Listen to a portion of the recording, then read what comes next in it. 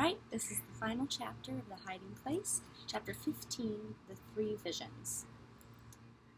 The beauty of Betsy's face sustained me over the next days as I went from one to another of the women who had loved her, describing to them her peace and her joy. 2 mornings after her death, the count was off at roll call. The other barracks were dismissed. 28 remained in ranks, eyes front. The loudspeaker beeped, and a voice came on. A woman was missing. The entire barracks would stand on the Lagerstrasse until she was found. Left, right, endlessly tramping to drive the chill from our weary legs.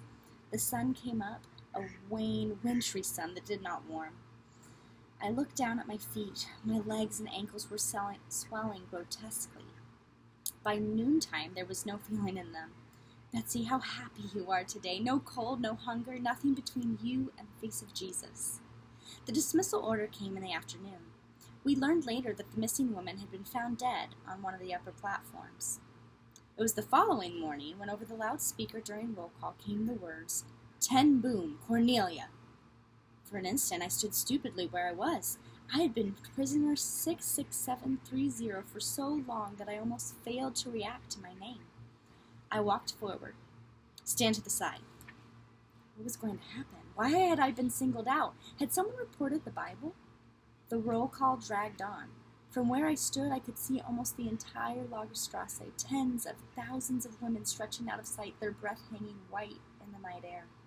The siren blew for dismissal. The guard signaled for me to follow her. I splashed through the slush, trying to keep up with the strides of her tall boots. My legs and feet were still painfully swollen from the long count on the day before. My shoes were held together with bits of string. I hobbled behind the guard into the administration barracks at the opposite end of the Lagerstrasse from the hospital. Several prisoners were standing in line at a large desk. An officer seated behind it stamped a paper and handed it to the woman in front of him. "Entlassen," he said. Entlassen? Released? Was the woman free then? Were we all? He called a name and another prisoner stepped to the desk. A signature. A stamp. Entlassen. At last, 10 boom Cornelia was called. I stepped to the desk, steadying myself against it. He wrote, brought down the stamp, and then I was holding it in my hand. A piece of paper with my name and birth date on it, and across the top in large black letters, Certificate of Discharge. Dazed, I followed the others through a door at our left. There, at another desk, I was handed a railway pass entitling me to transportation through Germany and to the Dutch border. Outside this office, a guard pointed me down a corridor to still another room. There, the prisoners who had been ahead of me were tugging their dresses over their heads and lining up against the rear wall. "Clothing over here," a smiling prison trustee told me. "Entlassen physical," she explained. I drew the Bible over my head along with the dress, rolled them together, and buried the bundle at the bottom of the clothing pile. I joined the others, the wooden wall rough against my bare back. Strange how the very word release had made the procedures of prison 100 times more hateful. How often Betsy and I had stood like this. But the thought of freedom had stirred in me, and the shame of this inspection was greater than all the others. At last the doctor arrived, a freckled-faced boy in a military uniform. He glanced along the lineup with undisguised contempt. One by one we had to bend, turn around, spread our fingers. When he reached me, his eyes traveled down to my feet, and his lips puckered in disgust. "Edema," he said. "Hospital." He was gone. With one other woman who had not passed, I scrambled back into my clothes and followed the trustee from the building. Day had broken, a sullen gray sky spitting snow. We started up the Lagerstrasse, past the endless streets of barracks. "Then, aren't we to be released?" "I imagine you will be as soon as the swelling in your legs goes down," the trustee said. "They only release you if you're in good condition." I saw her look at the other prisoner. The woman's skin and eyes were a dull, dark yellow. Sick call stretched around the side of the hospital, but we walked straight through the door and into the ward at the rear. The room was crammed with double-decker cots. I was assigned a place on an upper bunk next to a woman whose body was covered with erupting pustules. But at least it was near a wall where I could keep my swollen legs elevated. That was what mattered now, to get the swelling down, to pass the inspection. Whether that ray of freedom shed a new, relentless light on Ravensbrook, or whether this was truly the most savage place yet, I could not tell. The suffering was unimaginable. Around me were survivors of a prison train which had been bombed on its way here. The women were horribly mutilated and in terrible pain. But at each moan, 2 of the nurses jeered and mimicked the sounds. Even in the other patients, I saw that stony indifference to others that was the most fatal disease of the concentration camp. I felt it spread to myself. How could one survive if one kept on feeling? The paralyzed and the unconscious kept falling out of the crowded, narrow cots. That first night, 4 women fell from upper bunks and died on the floor. It was better to narrow the mind to one's own needs, not to see, not to think. But there was no way to shut out the sounds. All night, women cried out a German word I did not know. Scheiber, over and over from rasping throats. Scheiber. Finally, I realized that they were calling for bedpans.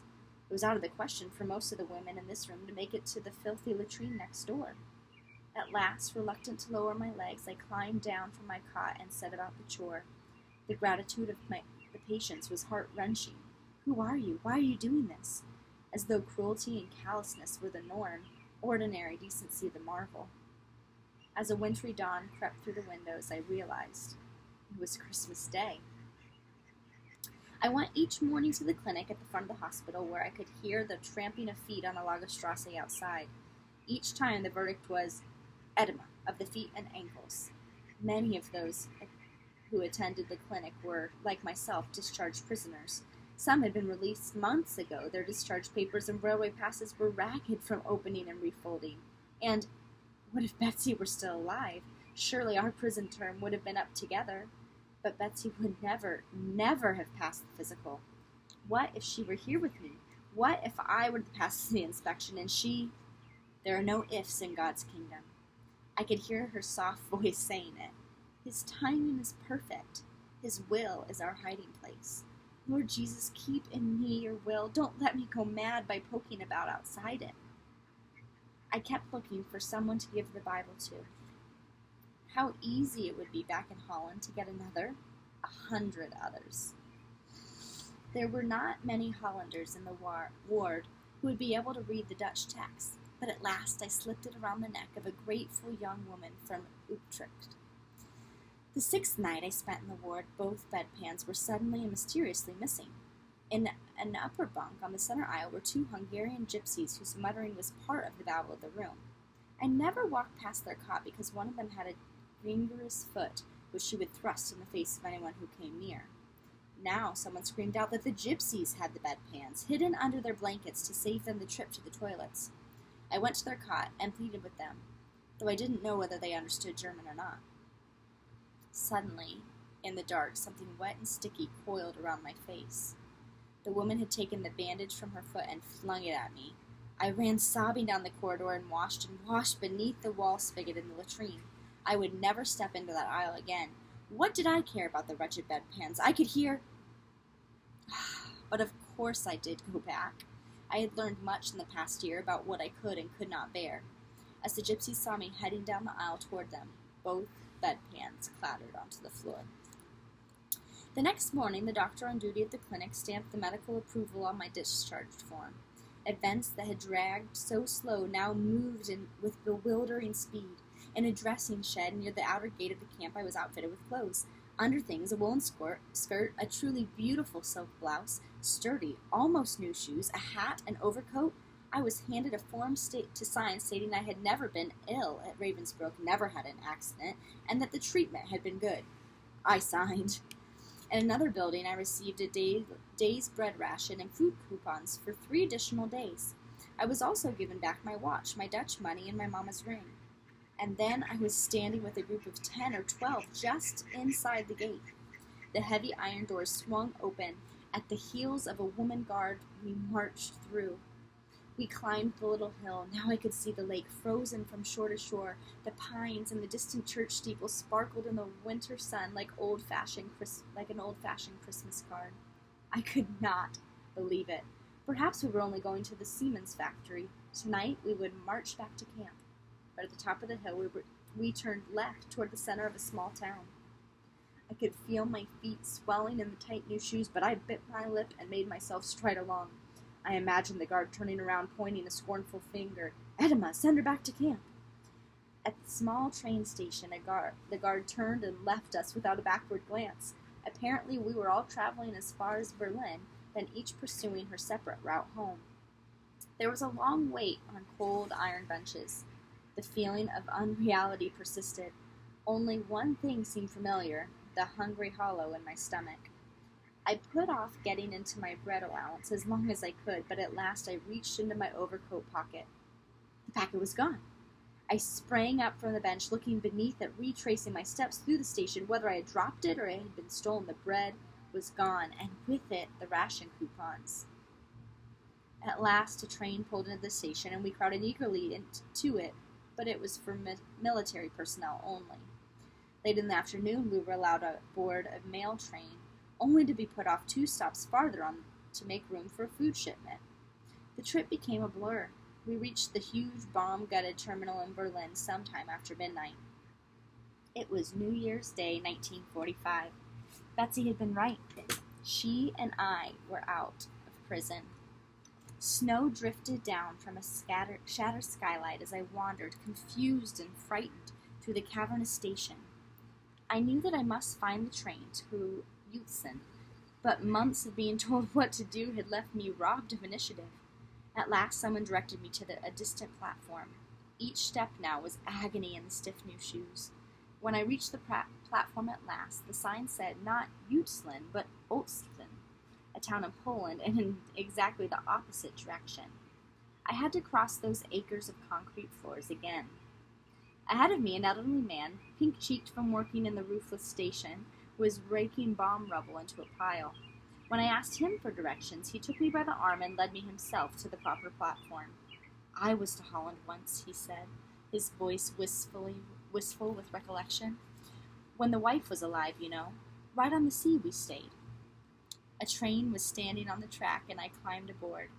It was hours before anyone else arrived, but I did not dare get off for fear I would not find my way back again.